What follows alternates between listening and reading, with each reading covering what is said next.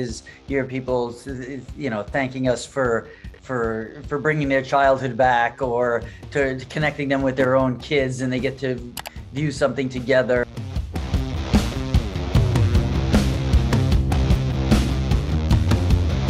If Johnny and I can actually work together and we win, Cobra Kai will be out of business.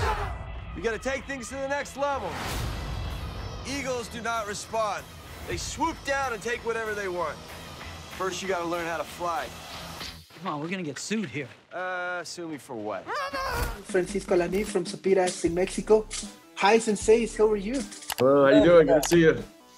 It's great. Congrats on the Emmy nominations, and well, Cobra Kai Season 4. The world just keeps getting bigger and better in the Miyagi-verse. That's right. Very well said. Thank you.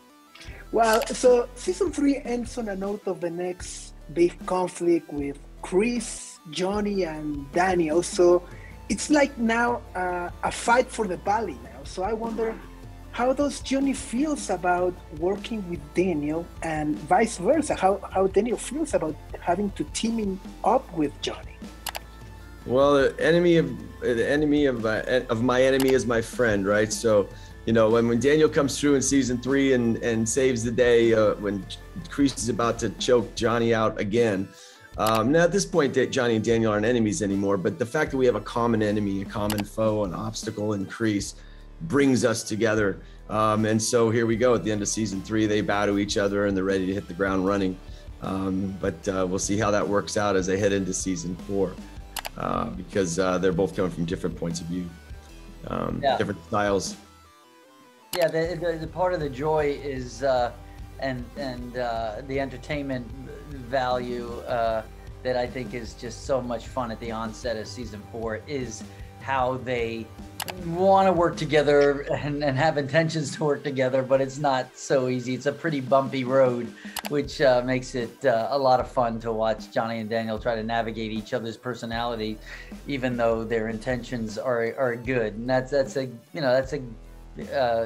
big part of the onset of the season, and then going forward, leading up to the All Valley. It's a hell of a journey, and with I think just a fantastic payoff. Our enemies are working together. They are combining their styles to beat us. Go, LaRusso, go! But there is only one way. And well, now together, you must face the return of Terry Silver, and as advertised, now the real pain begins, and somehow our favorites are now the underdogs. Yeah, I mean, you bring in a new villain or another villain that is more diabolical than the last, or you can't tell which one who's manipulating who. You're really rooting for both Johnny and Daniel to succeed. But it's, not everything is as easy as it seems. Come down to this, Johnny Lawrence playing second fiddle. I just want what's best for Miguel and all of your students. So now you know what's best for Miguel. And well, when I discuss the series, it is very easy to feel that it's just nostalgia of Karate Kid, but it's not. It's much more than that. And you're taking some bold swings and exploring characters and very human situations. And as a viewer, you really care about Johnny, you really care about Daniel, and you really care about all these kids. So after 4 seasons, I want to ask you, what's been the highlight of Cobra Kai so far for you? Oh, the highlight is the whole show. I mean, the fact that it exists is a highlight. I love, for me, listen, from the Karate Kid, you didn't know much about Johnny Lawrence, so to get to explore him on a human level deeper than we got to know him in the movie is the highlight. The thrill is getting to play many colors and many layers, and then the surprise of how it's turned out and how it's being received is the best. The best part is the fandom. The best part is the fact that the people around the world are embracing these characters and caring about the characters, because we care more about characters than plot. At the end of the day, you want to identify with people, and the fact that it's bringing people together and making them feel like they want to go out and learn some karate or be their better selves. The effect the show is having on people is what's the highlight for me.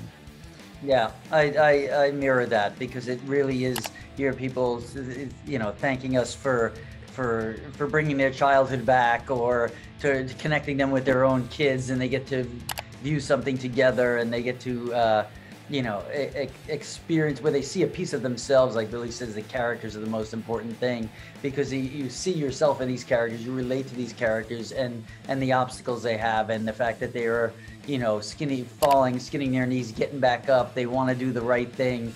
There's something inspiring about that. It was inspiring in The Karate Kid, and it's inspiring in Cobra Kai. And these and the young actors and the young cast, I would add too, is another element that I wasn't expecting to be, you know, as inspired by, and that's really you know, a great thing.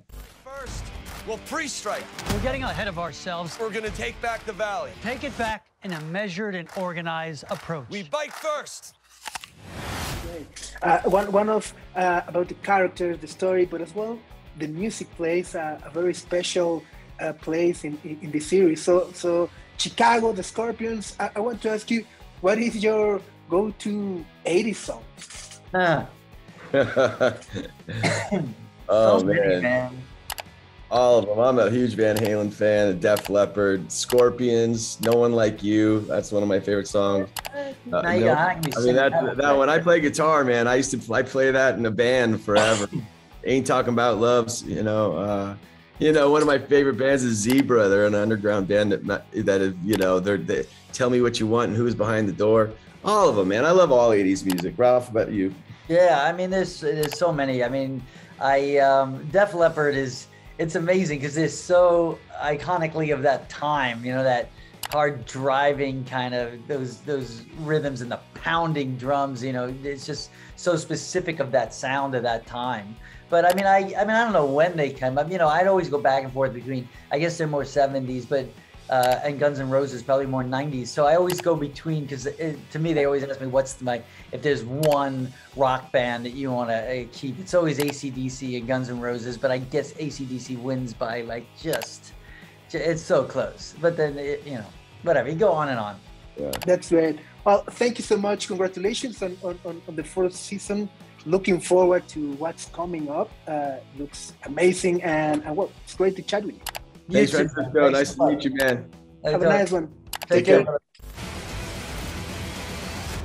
They're not the only ones teaming up.